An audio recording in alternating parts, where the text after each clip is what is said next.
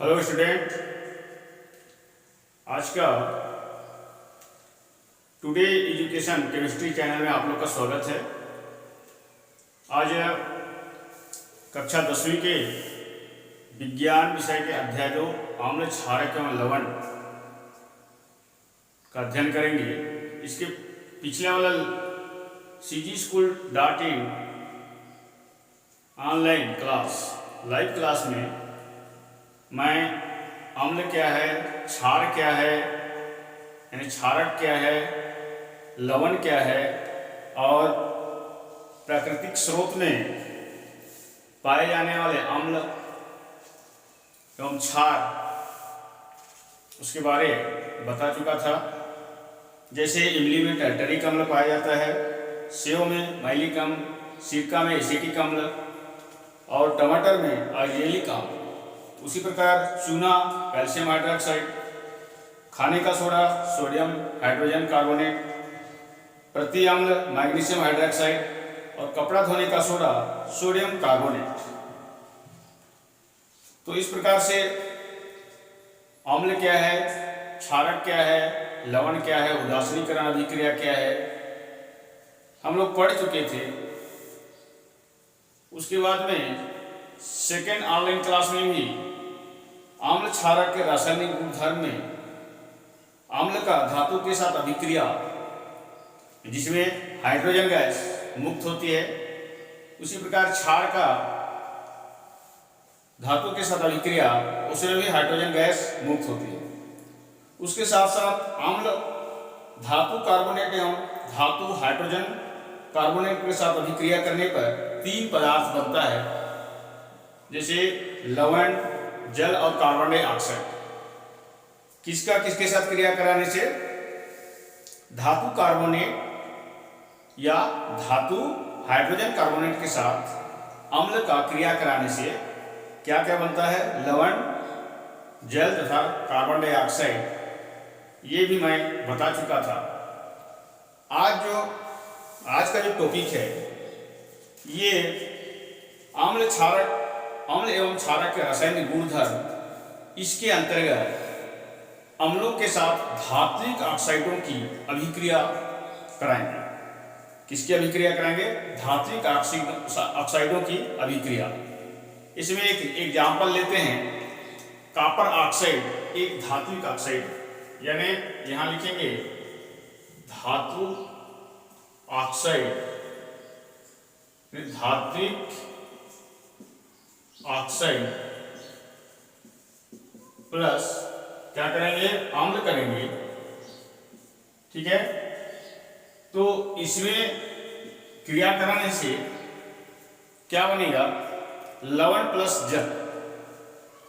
क्या बनेगा? लवण प्लस जल प्राप्त होता है। यानी अम्ल एवं क्षारक के रासायनिक गुणधर्म में अम्लों के साथ धात्विक ऑक्साइडों की अभिक्रिया। यहां हेडिंग लिख सकते हैं, अम्लों के साथ धात्विक ऑक्साइडों की अभिक्रिया। इसके अंतर्गत धात्विक ऑक्साइड प्लस अम्ल, इसका जब हम क्रिया कराते हैं तो क्या बनता है?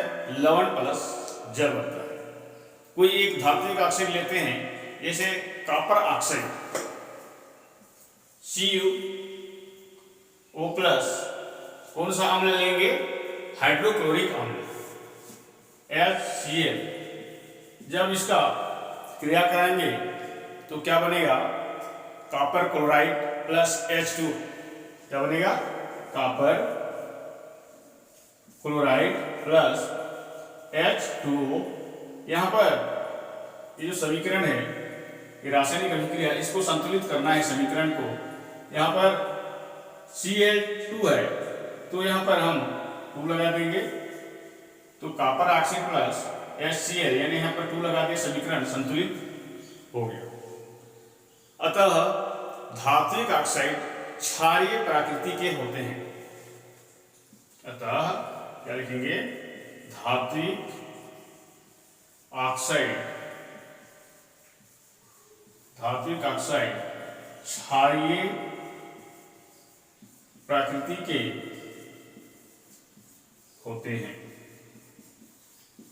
यहां पर एक इंपॉर्टेंट क्वेश्चन बनता है कि धात्विक ऑक्साइड की प्रकृति कैसी होती है, तो धात्विक ऑक्साइड की प्रकृति क्षारीय प्रकृति की होती है।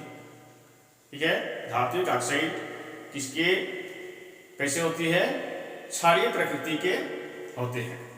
अब अगला पॉइंट रहेगा क्षारक के साथ अधात्विक ऑक्साइड की अभिक्रिया। क्षारक के साथ, ये ऊपर वाला धात्विक था, यहां आधात्विक, आधात्विक ऑक्साइड, आधात्विक ऑक्साइड की अभिक्रिया।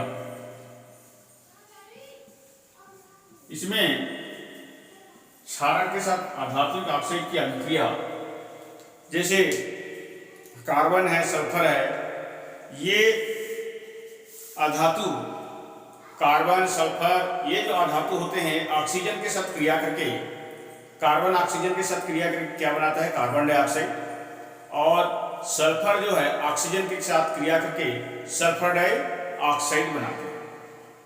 ठीक है, तो ये जो कार्बन डाइऑक्साइड और सल्फर डाइऑक्साइड ये क्षारक के साथ अभिक्रिया करके लवण तथा क्या बनाते हैं, जल बनाते हैं। क्या बनाते हैं, लवण तथा जल। तो इसको हम इस प्रकार से व्यक्त कर सकते हैं, आधात्विक ऑक्साइड, यहां पर आधात्विक ऑक्साइड, आधात्विक ऑक्साइड प्लस, आधात्विक ऑक्साइड प्लस क्या करेंगे, क्षारक, क्या लिखेंगे, क्षारक। ये दोनों को क्रिया कराने से क्या बनता है, लवण प्लस जल बनता है। क्या बनता है, लवण प्लस जल। तो जो कार्बन है, सल्फर है, ये जो अधातु होता है, ये ऑक्सीजन की क्रिया, ऑक्सीजन के साथ क्रिया करके क्या बनाता है, कार्बन ऑक्सीजन के साथ क्रिया करके कार्बन डाइऑक्साइड, सल्फर ऑक्सीजन के साथ क्रिया करके सल्फर डाइऑक्साइड। ठीक है, ये क्या करता है, क्षारक के साथ क्रिया करता है और लवण प्लस जल बनाता है। कैसे करेगा, तो आधात्विक ऑक्साइड जैसे SO2 है प्लस कोई भी एक क्षारक ले लेते हैं, जैसे सोडियम हाइड्रोक्साइड, सोडियम हाइड्रोक्साइड, ये इसको जब हम क्रिया कराएंगे तो क्या बनेगा, सोडियम सल्फाइड। क्या बनेगा, सोडियम सल्फाइड, Na2SO3 प्लस जल बनेगा H2O। अब यहां पर समीकरण को क्या करना है, संतुलित करना है। यहां Na2 है, इसीलिए यहां पर 2 लगा। ठीक है, तो क्या बन गया, ये सोडियम सल्फाइड। यहां पर लिख सकते हैं Na2SO4, ये है आपका सोडियम सल्फाइड, सोडियम सल्फाइड। ठीक है, उसी प्रकार कार्बन डाइऑक्साइड के साथ किसी भी एक क्षारक का अभिक्रिया करेंगे। ये कार्बन डाइऑक्साइड क्या है, आधात्विक ऑक्साइड प्लस कैल्शियम हाइड्रोक्साइड। इसका जब हम, ये कैल्शियम हाइड्रोक्साइड क्षारक है, इसका जब हम क्रिया करेंगे तो क्या बनेगा, कैल्शियम कार्बोनेट, एक लवण है ये CaCO3 प्लस जल का सूत्र क्या होता है, H2। तो सल्फर ऑक्सीजन के साथ क्रिया करके सल्फर डाइऑक्साइड बनाया, कार्बन ऑक्सीजन के साथ क्रिया करके कार्बन डाइऑक्साइड बनाया। जब हम ये आधात्विक ऑक्साइड बन गया, इसको किसी क्षारक के साथ क्रिया कराएंगे तो लवण और क्या बनता है, जल बनता है। इसे सल्फर डाइऑक्साइड को हम सोडियम हाइड्रोक्साइड के साथ क्रिया कराए तो क्या बना, सोडियम सल्फाइड बना, Na2SO3 प्लस H2O। उसी प्रकार कार्बन डाइऑक्साइड को हम कैल्शियम हाइड्रोक्साइड के साथ क्रिया कराएंगे तो कैल्शियम कार्बोनेट प्लस क्या बना, H2O। यहां पर लिख लेंगे calcium carbonate, calcium carbonate, calcium carbonate. ठीक है, तो ये हो गया आपका अधात्विक ऑक्साइड का के साथ अभिक्रिया, ठीक है, यानी क्षारक के साथ अधात्विक ऑक्साइडों की अभिक्रिया।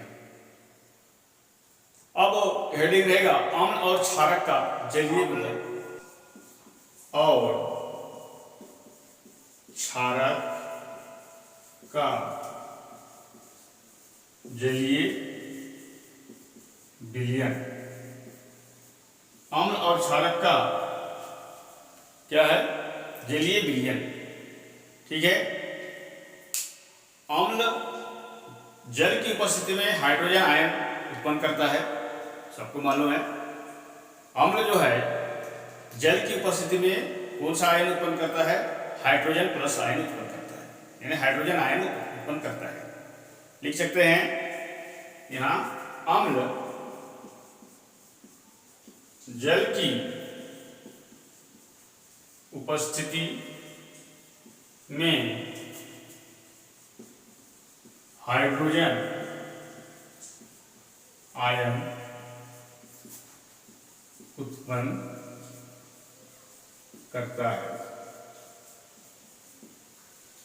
एक एग्जाम्पल के रूप में कोई भी एक अम्ल ले लेते हैं, जैसे हाइड्रोक्लोरिक अम्ल है। कौन सा अम्ल है?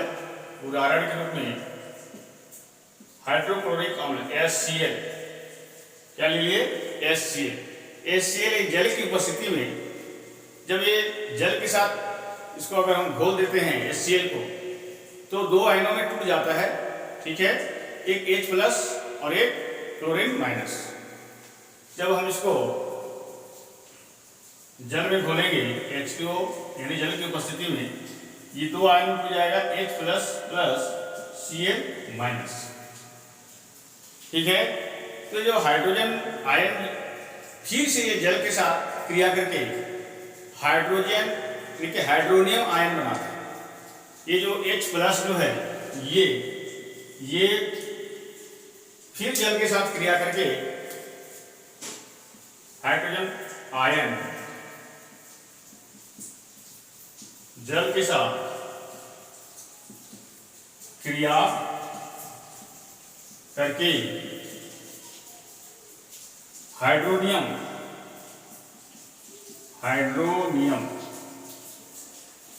यानी H3O प्लस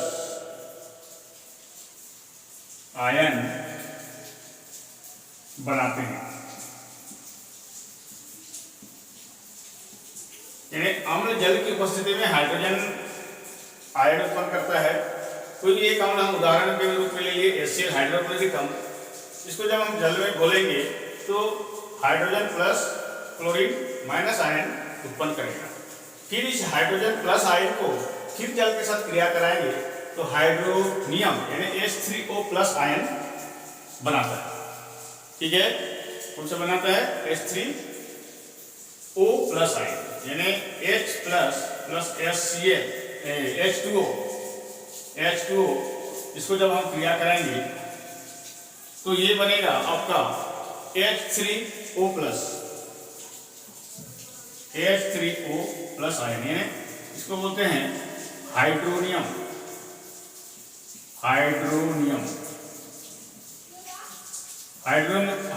आयन बनाते, ठीक है। अब क्षारक भी जल की उपस्थिति में हाइड्रोक्साइड आयन उत्पन्न करता है। ये जो क्षारक है, क्षारक जल की उपस्थिति में हाइड्रोक्साइड यानी OH माइनस आयन, इसको बोलते हैं हाइड्रोक्साइड आयन उत्पन्न करते हैं।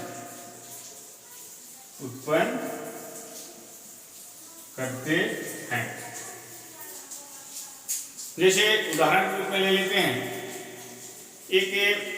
कोई भी क्षारक लेते हैं, जैसे सोडियम हाइड्रोक्साइड। इसको जल में जब हम घोलेंगे तो sodium plus OH minus ion hydroxide ion उत्पन्न करता है। जैसे सोडियम हाइड्रोक्साइड NaOH को हम जल की उपस्थिति में H2O जल की उपस्थिति में हम इसको जब हम यानी कि जल के साथ घोलेंगे तो क्या क्या बनाता है, sodium plus ion, OH minus ion, hydroxide ion. यहाँ पर पोस्टर में लिख सकते हैं हाइड्रोक्साइड आयन, हाइड्रोक्साइड आयन उत्पन्न करते हैं। उसी प्रकार KOH है, इसको भी हम जल की उपस्थिति में क्रिया करेंगे तो K प्लस OH माइनस, ये भी क्या है, हाइड्रोक्साइड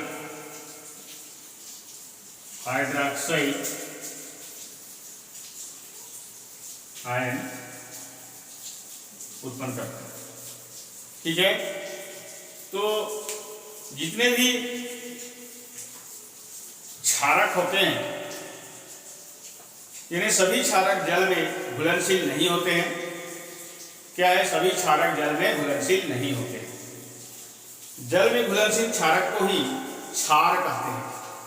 सभी क्षारक जल में घुलनशील नहीं होते हैं। जो क्षारक जल में घुलनशील होते हैं उसको क्या कहते हैं, क्षार कहते हैं। क्या कहते हैं, क्षार कहते हैं। अब हेडिंग रहेगा कि आयनीकरण क्या है। आयनीकरण को समझेंगे। आयनीकरण हेडिंग जो रहेगा आयनीकरण,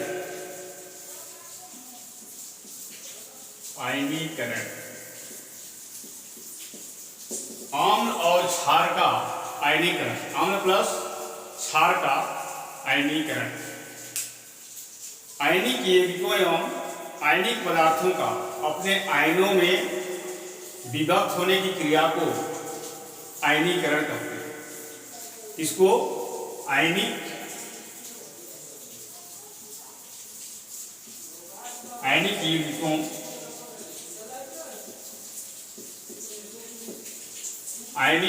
यौगिकों आयनिक यौगिकों एवं आयनिक पदार्थों का, आयनिक यौगिकों एवं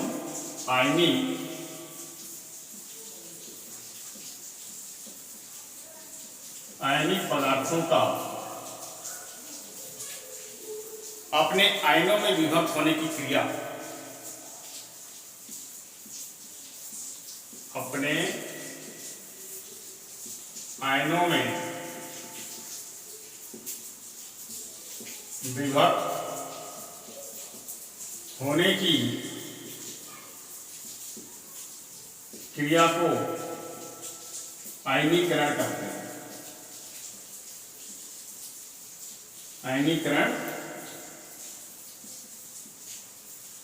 कहते यानी अम्ल एवं क्षारक का आयनीकरण। इसमें जो भी आयनिक यौगिक होता है वो आयनिक अपने आयनिक पदार्थों या आयनिक यौगिक का अपने आयनों में टूटना, में दो भाग में टूटना क्या कहलाता है, आयनीकरण कहलाता है। स्वीडन एक देश का नाम है। स्वीडन के वैज्ञानिक आर्रेनियस ने सन 1984 में अपने अवलोकनों के आधार पर कहा कि अम्ल एवं क्षार में कुछ विशिष्ट गुण होते हैं। अम्ल एवं क्षार में कुछ विशिष्ट गुण। स्वीडन के वैज्ञानिक, किसने कहा, स्वीडन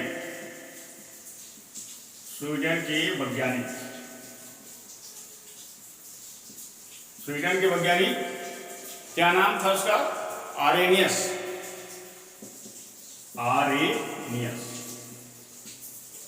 ये जो स्वीडन का जो वैज्ञानिक है आर्रेनियस, ये 1984 नहीं, 1884 में अपने अवलोकनों के आधार पर कहा कि अम्ल एवं क्षार में कुछ विशिष्ट गुण पाया जाता है। कब, 1884 में। कौन सा सन में, 1884 सन में आर्रेनियस नामक वैज्ञानिक, कहाँ का वैज्ञानिक था, स्वीडन का वैज्ञानिक। इन्होंने अपने अवलोकनों में देखा और अपने अवलोकनों में देखा और अवलोकनों के आधार पर उन्होंने कहा कि अम्ल और क्षार में कुछ विशिष्ट गुण पाए जाते हैं। तो उस आर्रेनियस के अनुसार अम्ल एक ऐसा अणु है जो अपने जलीय विलयन में हाइड्रोजन आयन तथा एक ऋण आवेशित आयन में वियोजित हो जाती है। यानी आर्रेनियस के अनुसार, आर्रेनियस के अनुसार, आर्रेनियस के अनुसार क्या लिखेंगे? अम्ल एक ऐसा अणु है, अम्ल एक ऐसा अणु है, अम्ल एक ऐसा अणु है जो अपने जलीय विलयन में, जो अपने जलीय,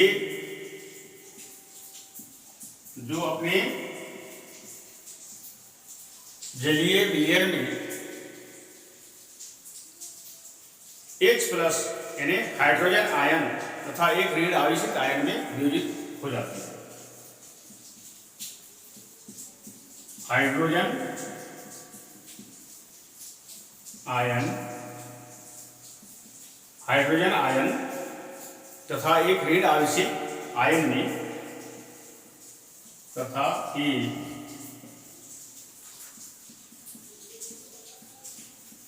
ऋण आवेशित आयन में वियोजित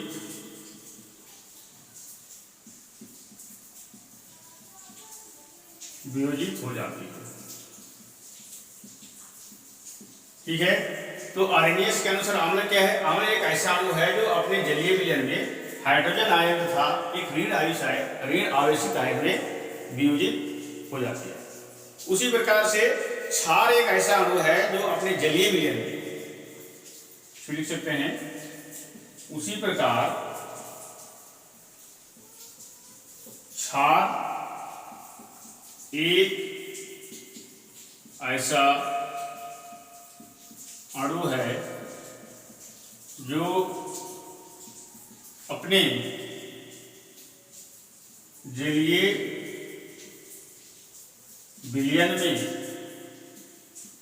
OH- आयन यानी हाइड्रोक्साइड आयन तथा एक धन आयन में वियोजित होता है। OH- यानी हाइड्रोक्साइड,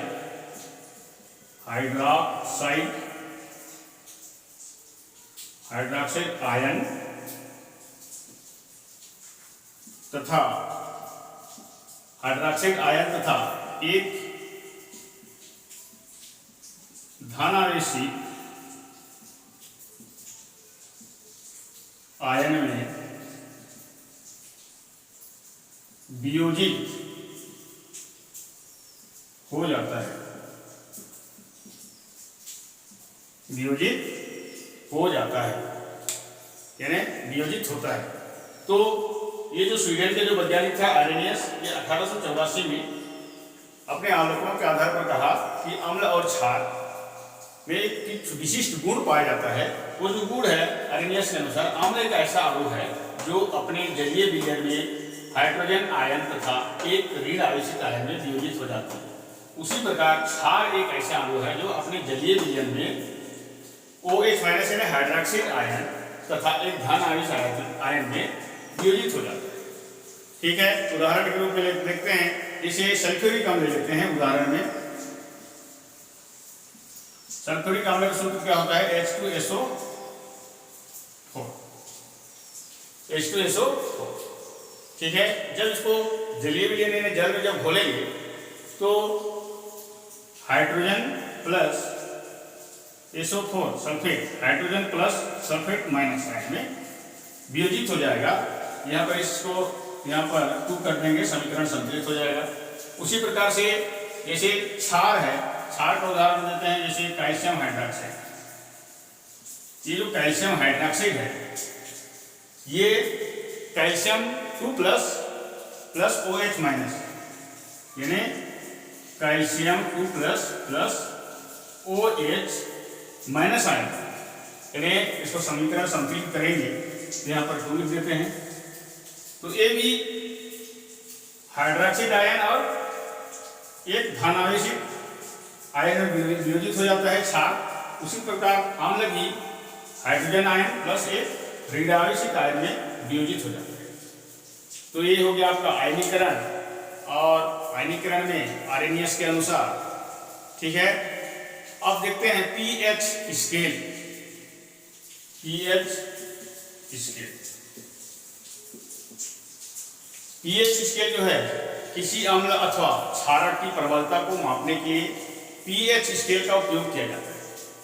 कोई भी अम्ल या क्षार का कितने प्रबल है कितने दुर्बल है उसको मापने के लिए इसका उपयोग किया जाता है, पीएच स्केल का उपयोग किया जाता है।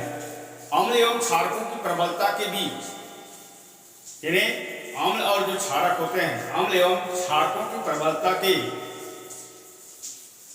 अंतर को समझने के लिए एक वैज्ञानिक था डेनमार्क। डेनमार्क के वैज्ञानिक सोरेनसन, ठीक है, वैज्ञानिक का क्या नाम था? डेनमार्क।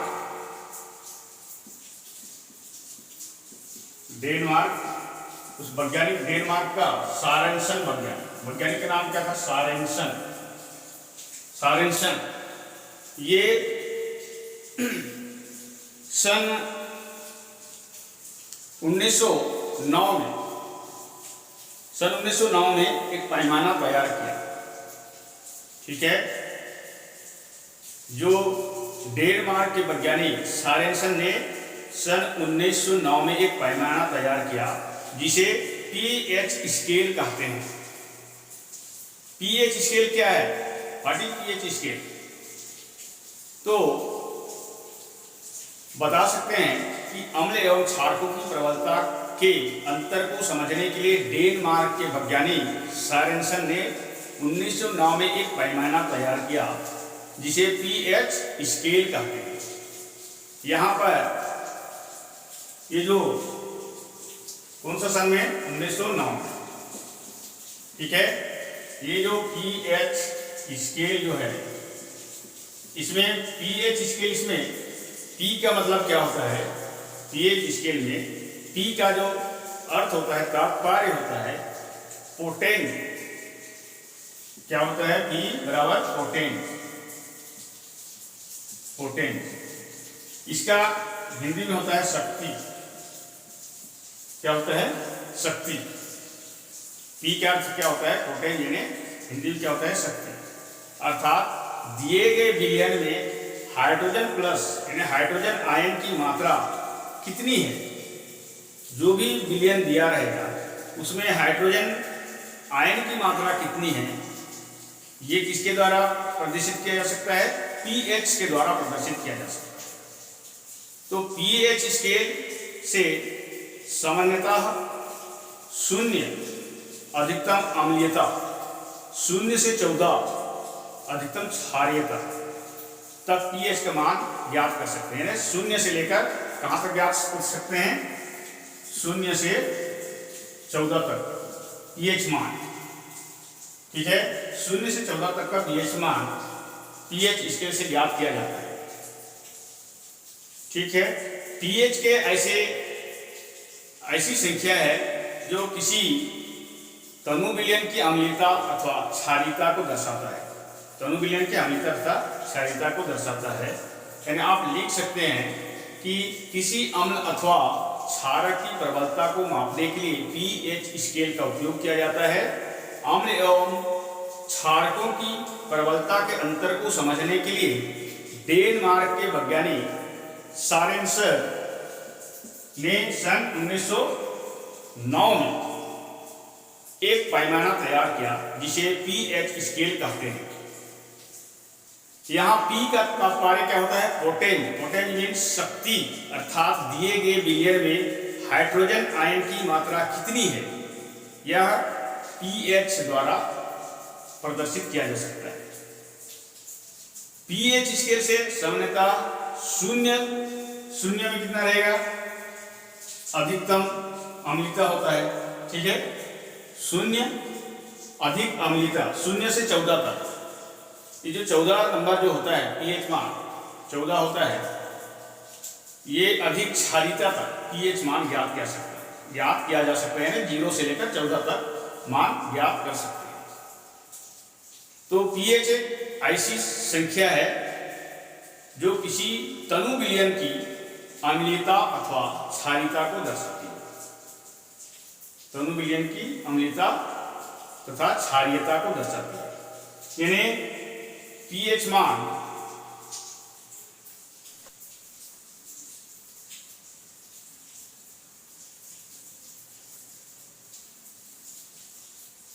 ये हो गया आपका, तो 14 भाग में बांटेंगे, 2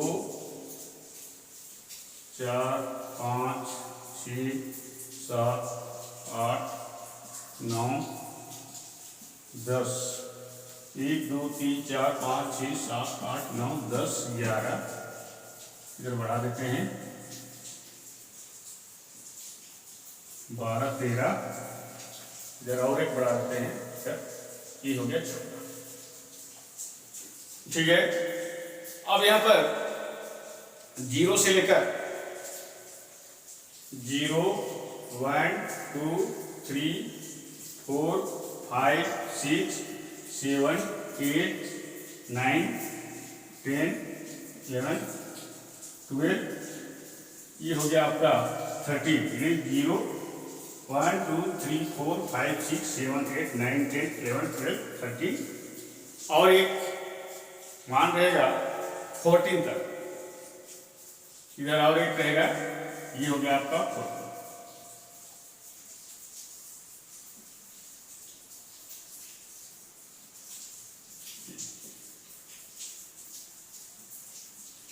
ठीक है।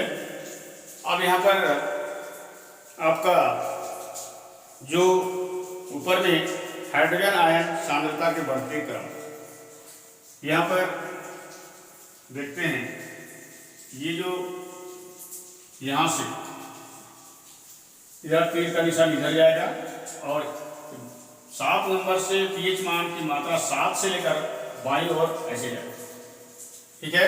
इसके राइट साइड तीर का निशान, इसके बाईं ओर भी तीर का निशान। ये जो तीर का निशान है हाइड्रोजन आयन सांद्रता बढ़ते क्रम, यहां पर लिख देंगे हाइड्रोजन H प्लस आयन सांद्रता बढ़ते क्रम, और इधर वाला जो रहेगा ये OH माइनस आयन सांद्रता बढ़ते क्रम, OH माइनस आयन सांद्रता बढ़ते क्रम, बढ़ते क्रम। नीचे में 7 से कम रहेगा, इधर 7 से कम, इधर क्या लिखेंगे, उदासीन, इधर लिख देंगे, इधर तीर का निशान ऐसे रहेगा, इधर तीर का निशान ऐसे रहेगा, ये रहेगा 7 में उदासीन, और 7 से कम जो रहेगा पीएच मान, ये अम्लीय, और 7 से ज्यादा रहेगा तो इधर क्षारीय, इन्हें क्षार रहेगा, क्षारीय, क्षारीयता है, यहां पर लिखेंगे क्षारीय। ठीक है। तो हाइड्रोजन आयन की सांद्रता जितनी अधिक होगी उसका पीएच मान उतना ही अधिक क्या होगा, उतना ही अधिक होगा। यानी अम्लीय विलयन का पीएच मान 7 से कम होता है, लिख सकते हैं। ये पहला नंबर, अम्लीय विलयन का पीएच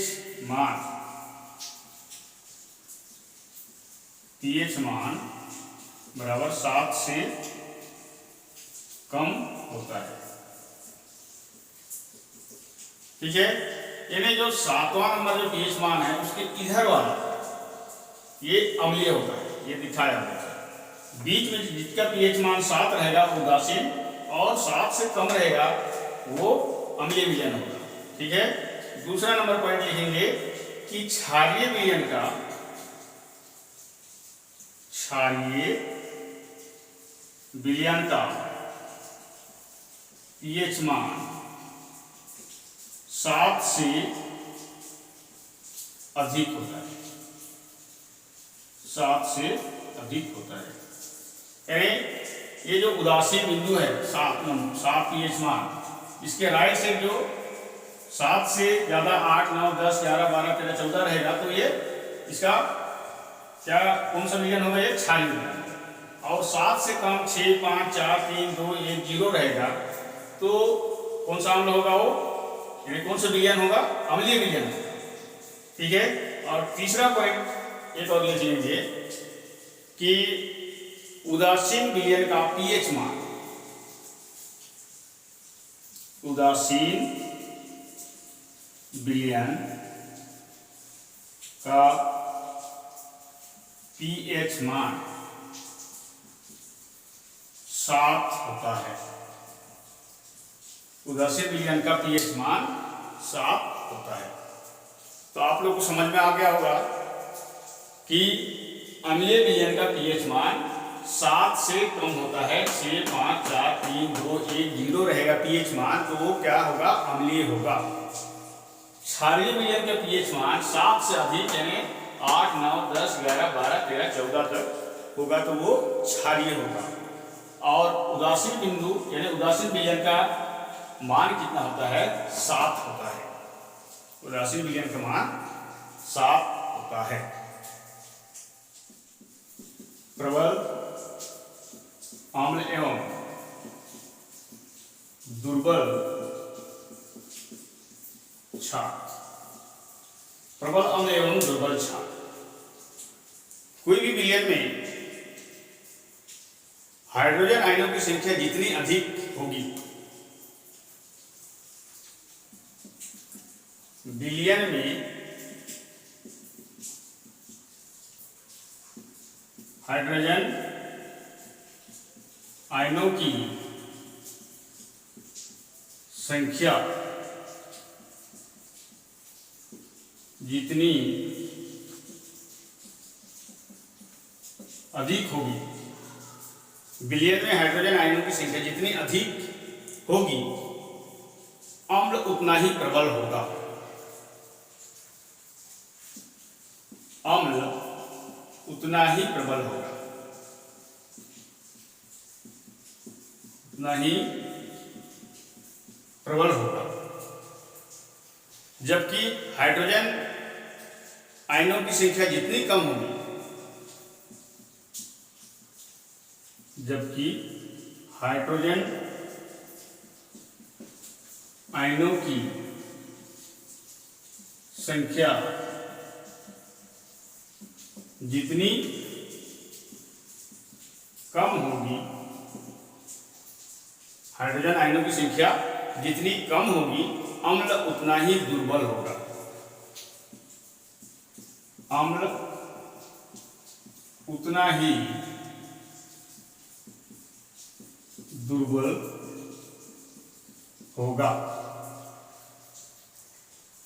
तो मेन पॉइंट है, इंपॉर्टेंट टॉपिक यानी पॉइंट है प्रबल अम्ल और दुर्बल क्षार को समझने के लिए, विलयन में यदि विलयन में हाइड्रोजन आयनों की संख्या जितनी अधिक होगी, अम्ल उतना ही प्रबल होगा। हाइड्रोजन आयनों की संख्या जितनी अधिक होगी, अम्ल उतना ही प्रबल होगा।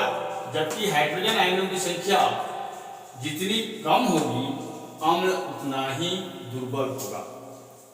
ठीक है, अम्ल उतना ही दुर्बल होगा। ठीक है, मान के चलते हैं 2 विलयन लेते हैं, मान के चलते हैं 2 विलयन हम लेते हैं, विलयन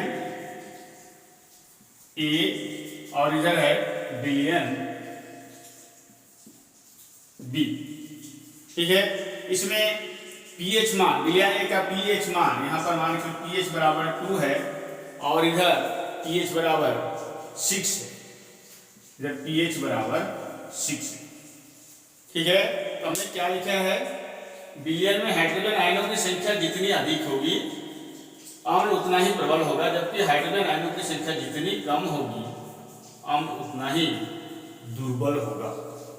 यानी यहाँ पर पीएच मान जिसका जितना कम है, इसे देखा जाए तो हमने पीएच स्केल जो बनाया था इसमें बीच में 7 था और इधर 6, 5, 4, 3, 2, 1, 0 और इधर 8, 9, 10, 11, 12, 13 और इधर 14 था।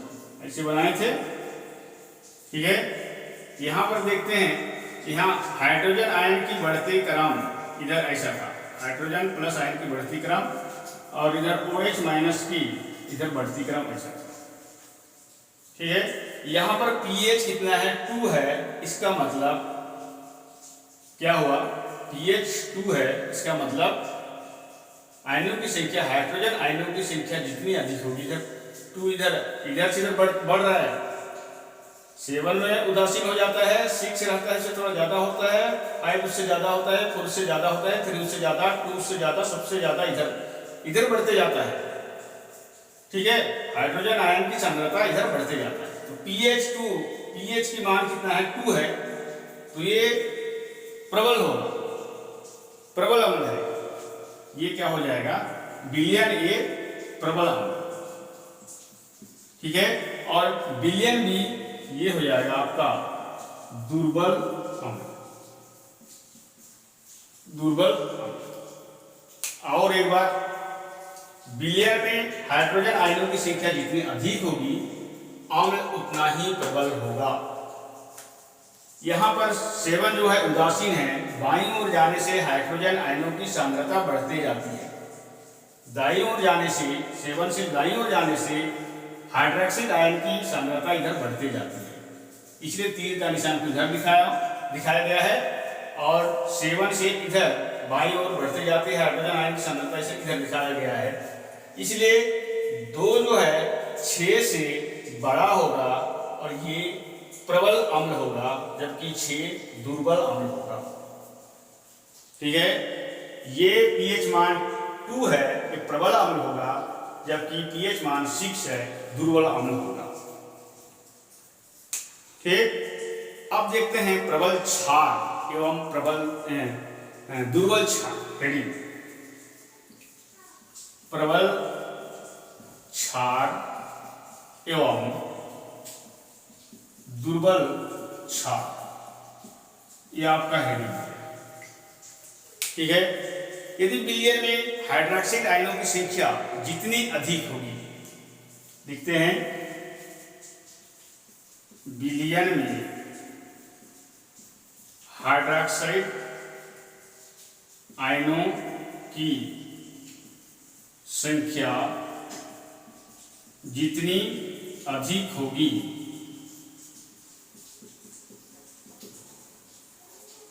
हाइड्रोक्साइड आयनों की संख्या जितनी अधिक होगी, क्षार उतना ही प्रबल होगा, क्षार उतना ही प्रबल होगा। ठीक है, जबकि विलयन में हाइड्रोजन यानी हाइड्रोक्साइड आयन की संख्या, यहां लिखेंगे, जबकि विलयन में हाइड्रोक्साइड आयन की संख्या, हाइड्रोक्साइड आयन की संख्या जितनी कम होगी, क्षार उतना ही दुर्बल होगा। जितनी कम होगी, क्षार उतना ही दुर्बल होगा, क्षार उतना ही दुर्बल होगा। ठीक है, तो यहां पर देखते हैं हमने क्या थ्योरी लिखे हैं, विलयन में हाइड्रोक्साइड आयनों की संख्या जितनी अधिक होगी, क्षार उतना ही प्रबल होगा, जबकि विलयन में हाइड्रोक्साइड आयन की संख्या जितनी कम होगी, क्षार उतना ही दुर्बल होगा। यहाँ पर में लिख लेंगे। ठीक है, यहाँ पर भी एक उदाहरण लेते हैं, विलयन ए और विलयन बी। ये लिख दे रहा हूं मैं, विलयन ए और ये हो गया आपका विलयन बी। मान चलो विलयन ए का मान पीएच मान कितना है 8 है, पीएच बराबर 8 और विलयन बी का पीएच मान 12 है, पीएच बराबर 12। अब इसमें कौन दुर्बल और कौन प्रबल होगा? विलयन में हाइड्रोक्साइड आयनों की संख्या जितनी अधिक होगी क्षार उतना ही प्रबल होगा, यानी क्षार उतना ही प्रबल होगा। हाइड्रोक्साइड 7 से राइट साइड 14 तक जाता है, तो जितना ज्यादा इसका मान होगा वो विलयन उतने ही प्रबल क्षार होगा। तो यहाँ पर 12 है, तो 12 वाला क्या होगा? प्रबल क्षार। ठीक है। और विलयन ए का मान, विलयन ए का पीएच मान 8 है, तो ये क्या होगा? दुर्बल होगा। जबकि विलयन में OH यानी हाइड्रोक्साइड आयन की संख्या जितनी कम होगी क्षार उतना ही दुर्बल होगा। तो पीएच मान 8 है, तो ये हो जाएगा आपका दुर्बल। ठीक है। तो आप लोग समझ गए होंगे कि प्रबल अम्ल और प्रबल क्षार और दुर्बल अम्ल और दुर्बल क्षार। ठीक है। अब दैनिक जीवन में पीएच का महत्व, दैनिक जीवन में पीएच का महत्व। यदि जीवन में पीएच का महत्व, दैनिक जीवन में पीएच का महत्व, इसमें पाचन की क्रिया में क्रिया और पीएच, यानी सबसे पहले पौधे एवं जंतु पीएच के प्रति संवेदनशील होते हैं। ठीक है। पौधे एवं जंतु पीएच के प्रति संवेदनशील होते हैं। हमारा शरीर 7.0 से 7.8 पीएच पारस के बीच कार्य करता है। जो हमारा जो शरीर है ये 7.0 से लेकर 7.8 पीएच पारस के बीच कार्य करता है। इस प्रकार से जीवित प्राणी केवल संकीर्ण पीएच पारस पर ही जीवित रह सकते हैं। हमारे रक्त का पीएच मान 7.4 होता है। कितना होता है? 7.4। तो सबसे पहले दैनिक जीवन में पीएच का महत्व में पाचन प्रक्रिया और पीएच पहला नंबर आएगा। पाचन प्रक्रिया और पीएच। दूसरे नंबर में रक्त का पीएच और जैविक प्रक्रियाएं। रक्त का पीएच और जैविक प्रक्रियाएं। ठीक है। तीसरे नंबर में जो आएगा आपका लार का पीएच, लार का पीएच। चौथा नंबर पीएच और पौधे और जंतुओं की आत्मरक्षा।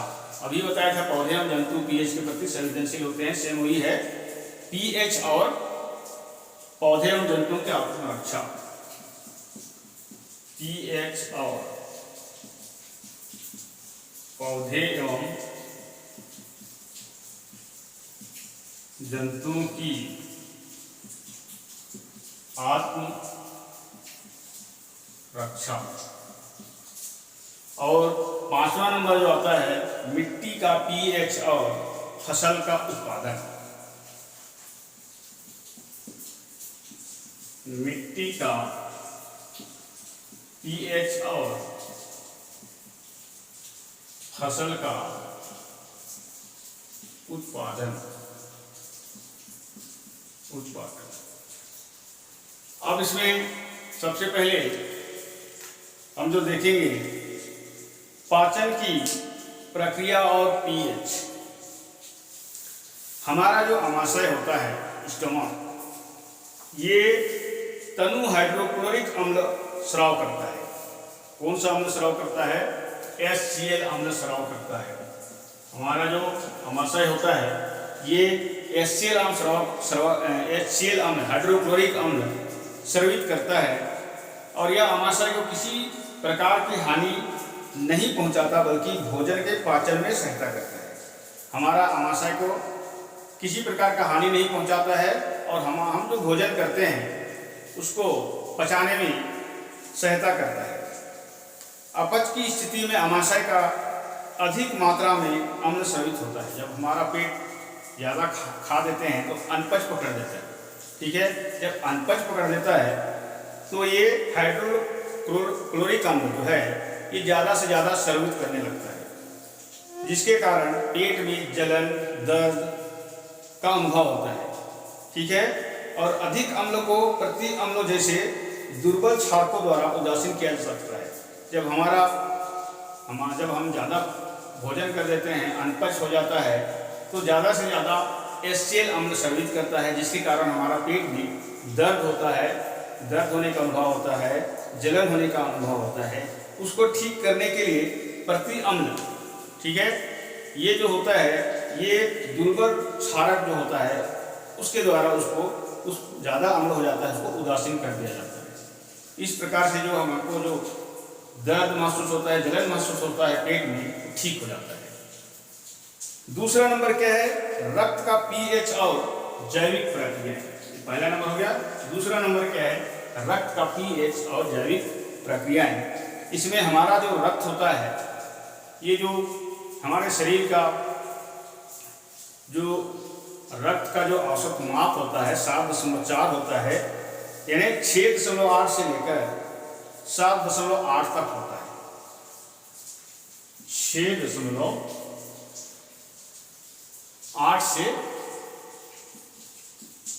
6.8 से लेकर कितना होता है? 7.8, ठीक है। यानी 7.4 इसका मोटा मोटी माप होता है।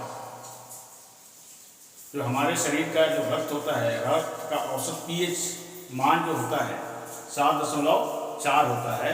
या तो फिर आप 6.8 से लेकर 7.8 भी लिखने से चलेगा, लेकिन 7.4 इसका मान जो होता है, ठीक है। अब इसमें जो प्रक्रियाओं के प्रयुक्त होता है, जो 6.8 से 7.8 तक होता है, ये हमारा जो रक्त का जो जैविक प्रक्रिया होता है, हमारे शरीर में जो जैविक क्रियाएं होती हैं, उसके लिए उपयुक्त होता है। क्योंकि pH मानों के बीच रक्त प्लाज्मा और सीरम में अधिकता रसायन का उचित संतुलन बना रहता है। हमारे शरीर में जो रक्त होता है उसमें जो pH मान होता है, ठीक है, रक्त और pH मान के बीच रक्त प्लाज्मा और सीरम में रसायन का उचित संतुलन बना होता है। उदाहरण के लिए जैसे अम्लीय माध्यम में हीमोग्लोबिन जो होता है, हीमोग्लोबिन का अणु, इसका जो आकृति होता है बदल जाती है और ये अणु ऑक्सीजन अच्छी तरह से ग्रहण नहीं कर पाते। हमारे शरीर में जो हीमोग्लोबिन होता है, हीमोग्लोबिन का अणु जो होता है, ये अम्लीय माध्यम के कारण क्या होता है? बदल जाता है और ये अणु ऑक्सीजन को अच्छी तरह ग्रहण नहीं कर पाता। इसलिए रक्त का pH स्तर से कम अर्थात अम्लीय नहीं होना चाहिए। यदि हमारे शरीर के रक्त में अम्ल की मात्रा ज़्यादा हो जाएगा तो ऑक्सीजन को ग्रहण करने में सक्षम नहीं रहेगा, ठीक है। और अगला पॉइंट आता है आपका लार का pH। हमारे जो दांत होते हैं, दांत का इनेमल ये किससे बना होता है? कैल्शियम फास्फेट से। हमारा जो दांत है वो कैल्शियम फास्फेट से बना होता है। ये शरीर में, हमारे शरीर में सबसे कठोर होता है। क्या होता है? हड्डी से भी सबसे ज़्यादा कठोर होता है दांत। ये कैल्शियम फास्फेट से बना होता है। ये सबसे कठोर पदार्थ ये पानी में घुलता भी नहीं है, ये पानी में नहीं घुलता है। जब हमारे मुंह के अंदर उपस्थित लार का pH मान, हमारे मुंह में उपस्थित जो लार होता है, इसका जो pH मान होता है 5.5 होता है। कितना होता है? 5.5। ये 5.5 से अगर कम हो जाता है तो हमारा जो दांत होता है ये सड़ना शुरू हो जाता है, ठीक है, ये सड़ना प्रारंभ कर देता है। और इससे बचने के लिए हमें प्रतिदिन दांतों को क्षारीय दांत मंजन से साफ करना चाहिए। ठीक है, हमारे दांत का जो इनेमल होता है ये कैल्शियम फास्फेट से बना होता है, हमारे शरीर में सबसे मजबूत होता है। ठीक है, हड्डी से भी मजबूत होता है, कठोर होता है। और ये जो हमारे मुंह का जो लार होता है, लार का पीएच मान 5.5 होता है। लार का पीएच मान 5.5 होता है। अगर लार का पीएच मान 5.5 हो जाएगा, 5.5 से कम होगा तो हमारा दांत सड़ना शुरू हो जाएगा। ठीक है, और इस दांत को सड़ने से बचाने के लिए हमको प्रतिदिन क्षारीय दांत मंजन का उपयोग करना चाहिए। अब चौथा नंबर, पीएच और पौधों और जंतुओं की आत्मरक्षा। जैसे कुछ पौधों जैसे बिच्छू, कुछ जंतु जैसे बिच्छू हो गया, ठीक है, और आपका चींटी हो गया, ठीक है, ये सब जो जब हमको काटता है तो उस समय बहुत चुभता है, जलन महसूस होता है। ठीक है, तो ये जो बिच्छू होता है, चींटी होता है, ये जैसे ही मनुष्य के संपर्क में आता है, ये छोटे छोटे जीव जंतु, तो ये अपने शरीर में चुभाकर कौन सा अम्ल छोड़ देता है? फार्मिक अम्ल। कौन सा छोड़ देता है ये? फार्मिक अम्ल। फार्मिक अम्ल। जैसे मधुमक्खी हुआ, मधुमक्खी भी जब हमको काटता है उस समय कौन सा अम्ल छोड़ता है? फार्मिक अम्ल। जैसे चींटी काटता है उस समय भी फार्मिक अम्ल। जैसे बिच्छू काटता है उस समय भी कौन सा अम्ल छोड़ता है? फार्मिक अम्ल। इसी फार्मिक अम्ल के कारण बहुत जोर से जलन महसूस होता है। ठीक है, और तो ये मधुमक्खी के डंक से भी कौन सा अम्ल छोड़ता है? फार्मिक अम्ल, जिसके कारण दर्द एवं जलन महसूस अनुभव होता है। और इस प्रकार से हम इसको पौधे तथा जंतुओं से अपनी रक्षा हम कर सकते हैं। मिट्टी का पीएच और फसल उत्पादन। इसमें उत्पादन के लिए जो अनुकूल मिट्टी होती है उसका पीएच मान 5 से 8 होता है। कितना होता है? 5 से 8। 5 से 8 होता है। जो भी मिट्टी का, उपजाऊ मिट्टी का जो पीएच मान 5 से 8 होता है तो मिट्टी के उत्पादन में ज़्यादा से ज़्यादा सहायक होगा। ठीक है, और मिट्टी का पीएच इस स्तर से ज़्यादा या कम होने पर फसल का उत्पादन प्रभावित ना हो, इसके लिए किसानों द्वारा खेतों में खाद या चूना या राख भी डाली जाती है। पीएच मान 5 से 8 तक होना चाहिए। उपजाऊ मिट्टी का पीएच मान 5 से 8 होना चाहिए। अगर 5 से अगर कम होता है और 8 से ज़्यादा हो जाता है तो उसको उपजाऊ बनाने के लिए किसान क्या करता है? उसका पीएच मान को बरकरार रखने के लिए खेतों में खाद या चूना या राख डाला जाता है। तो इस प्रकार से 5 पीएच मान का दैनिक जीवन में महत्व, पाचन प्रक्रिया और पीएच, रक्त का पीएच और जैविक प्रक्रियाएं, लार का पीएच और पौधे और जंतुओं की आत्मरक्षा, मिट्टी का पीएच और फसल का उत्पादन। तो आप लोग जब भी वीडियो देखेंगे कॉपी और पेन रखेंगे, साथ में नोट्स बनाते जाएंगे। ठीक है, आज का वीडियो लेक्चर को मैं यहीं समाप्त करता हूँ। Thank you.